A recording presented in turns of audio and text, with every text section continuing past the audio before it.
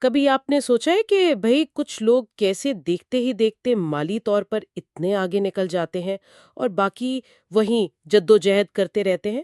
جی ہاں، یہ سوال تو بہت سے لوگوں کے ذہن میں آتا ہے۔ تو کیا واقعی امیر لوگوں کے پاس کوئی آپ کہہ لیں کوئی راز ہے، کوئی ایسی بات جو وہ بتاتے نہیں؟ راز سے زیادہ شاید سوچ کا فرق ہے، اور آج ہم اسی پر بات کریں گے۔ رابرٹ کیوساکی کی جو مشہور کتاب ہے رچ ڈیڈ پور ڈیڈ، اس کی روشنی میں دیکھیں گے کہ ان کے امیر والد نے کیا سکھایا تھا۔ بالکل، اور صرف کتاب کا خلاصہ نہیں، ہم کوشش کریں گے کہ ذرا گہرائی میں جائیں۔ فنکارٹ جیسے ذرائع نے بھی اس کا تجزیہ کیا ہے، تو مقصد یہی ہے کہ وہ بنیادی اصول سمجھیں جو دولت بنانے میں مدد دیتے ہیں۔ جی، تو شروع کرتے ہیں پہلے اور شاید سب سے اہم فرق سے۔ وہ کیا ہے؟ امیر لوگ پیسے کے لیے کام نہیں کرتے، اچھا، پیسہ ان کے لیے کام کرتا ہے۔ غریب اور متوسط طبقہ وہ پیسے کے لیے کام کرتا ہے۔ یہ تو بڑی انقلابی بات لگتی ہے، مطلب صرف تنخواہ پر انحصار نہ کرنا، پر یہ عملی طور پر کیسے ممکن ہے، خاص طور پر شروع میں؟ دیکھیں، یہ ایک دم سے نہیں ہوتا، یہ ایک سوچ کی تبدیلی ہے۔ مطلب صرف کمائی سے خرچے نہیں چلانے، بلکہ ایسی چیزیں بنانی ہیں، اثاثے یا ایسٹس، جو آپ کی جیب میں مزید پیسہ ڈالیں۔ یعنی آپ کے کام کیے بغیر؟ جی بالکل، جیسے سٹاکس ہو گئے، یا کوئی پراپرٹی کرائے پر دے دی، کوئی چھوٹا موٹا اپنا کام شروع کر لیا، یا آن لائن کوئی چیز جس سے رائلٹی آتی رہے۔ مقصد ایک سسٹم بنانا ہے جو آپ کے بغیر بھی چلتا رہے۔ سمجھ رہی ہوں، لیکن ان اثاثوں کو بنانے کے لیے ظاہر ہے کچھ علم، کچھ سمجھ بوجھ تو چاہیے ہوگی نا؟ بالکل، اور یہی آتا ہے دوسرا اہم سبق، مالی تعلیم، یعنی فائنینشیل لٹریسی کی اہمیت۔ جو اسکولوں کالجوں میں تو بالکل نہیں سکھائی جاتی۔ یہی تو کیوساکی کہتے ہیں، آپ بھلے کتنے ہی پڑھے لکھے ہوں، پی ایچ ڈی ہوں، لیکن مالی طور پر بالکل ناخواندہ ہو سکتے ہیں۔ پیسہ کمانا الگ چیز ہے، اور پیسے کو سنبھالنا، اسے بڑھانا، یہ بالکل مختلف ہنر ہے۔ صحیح، تو اس مالی تعلیم کا سب سے پہلا قدم کیا ہے؟ وہ ہے تیسرا سبق، اثاثوں اور واجبات میں فرق سمجھنا۔ یہ بہت بنیادی بات ہے۔ کیا فرق ہے؟ سادہ لفظوں میں؟ بہت سادہ۔ اثاثہ وہ چیز جو آپ کی جیب میں پیسہ ڈالے، واجبات وہ چیز جو آپ کی جیب سے پیسہ نکالے، بس۔ ٹھیک ہے، یہ تو بہت کلیدی بات ہو گئی، لیکن ایک سوال جو فوراً ذہن میں آتا ہے وہ گھر کا ہے۔ ہم سب گھر کو اپنی سب سے بڑی انویسٹمنٹ سمجھتے ہیں، تو کیوساکی کے مطابق گھر کیا ہے، اثاثہ یا واجبات؟ زیادہ تر لوگوں کے لیے ان کا اپنا گھر جس میں وہ رہتے ہیں وہ ایک واجبات ہے۔ واقعی واجبات؟ جی، کیونکہ اس پر خرچے ہوتے رہتے ہیں نا، مرمت ہے، ٹیکسز ہیں، اگر لون پر ہے تو سود ہے، یہ سب پیسہ جیب سے نکال رہا ہے۔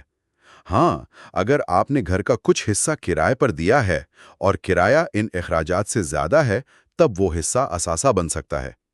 اصل چیز کیش فلو ہے، پیسہ آ رہا ہے یا جا رہا ہے۔ واہ، یہ تو بالکل مختلف زاویہ ہے سوچنے کا۔ اچھا، تو اثاثوں پر توجہ دینی ہے، اسی سے جڑا چوتھا سبق ہے، اپنے کام سے کام رکھو، مائنڈ یور اون بزنس۔ اس کا کیا مطلب ہوا، نوکری چھوڑ دیں؟ نہیں نہیں، بالکل نہیں۔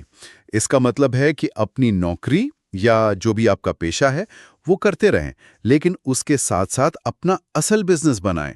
اور وہ بزنس کیا ہے؟ وہ ہے آپ کے اثاثوں کا کالم۔ اچھا، یعنی نوکری سے جو آمدنی آ رہی ہے اس سے ایسے اثاثے خریدیں جو مزید آمدنی پیدا کریں۔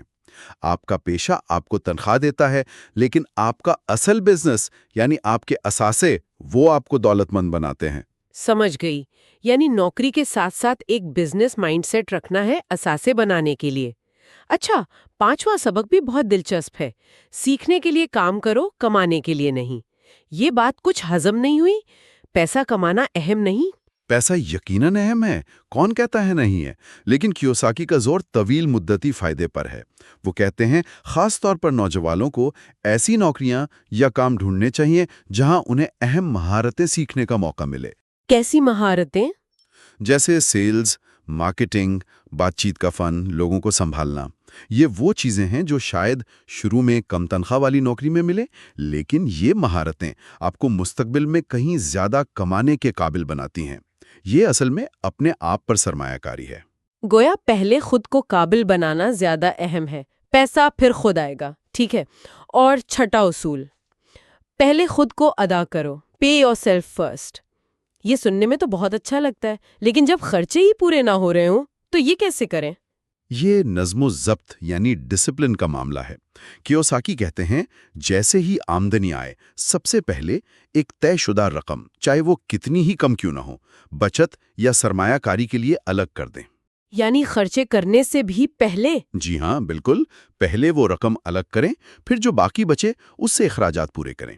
یہ آپ کو مجبور کرتا ہے کہ آپ اپنے اخراجات کو اپنی آمدنی کے اندر لائیں، نہ کہ بچت کو آخر میں چھوڑ دیں کہ کچھ بچا تو ٹھیک. خود پر قابو پانا یہ امیر بننے کے لیے لازم ہے. نظم و ضبط، واقعی یہ تو ہر چیز کی بنیاد ہے. اچھا، آخری اور 7واں سبق، پیسہ کھونے کے خوف پر قابو پاؤ. کیوساکی کہتے ہیں ہارنے والے ہارنے سے ڈرتے ہیں، جیتنے والے نہیں. کیا اس کا مطلب ہے بس آنکھیں بند کر کے رسک لے لیں؟ نہیں، آنکھیں بند کر کے نہیں، بلکہ حساب شدہ خطرات لینا، کیلکولیٹڈ رسکس. مطلب یہ ہے کہ پہلے تحقیق کریں، سمجھیں کہ بدترین کیا ہو سکتا ہے، پھر فیصلہ کریں کہ کیا ممکنہ فائدہ اس خطرے کو مول لینے کے قابل ہے یا نہیں. یعنی جوا نہیں کھیلنا. بالکل نہیں. جوا قسمت پر ہوتا ہے، سرمایہ کاری علم اور سمجھ بوجھ سے ہوتی ہے. غلطیاں ہوں گی، ضرور ہوں گی، لیکن وہ سیکھنے کا حصہ ہیں. اہم یہ ہے کہ خوف کو اپنے اوپر حاوی نہ ہونے دیں. اگر آپ ڈر کی وجہ سے کبھی سرمایہ کاری کریں گے ہی نہیں تو پیسہ بڑھے گا کیسے؟ زبردست. تو آج ہم نے رچ ڈیڈ پور ڈیڈ سے یہ سمجھا کہ مالی آزادی کا راستہ صرف نوکری سے نہیں گزرتا، یہ سوچ بدلنے کا نام ہے.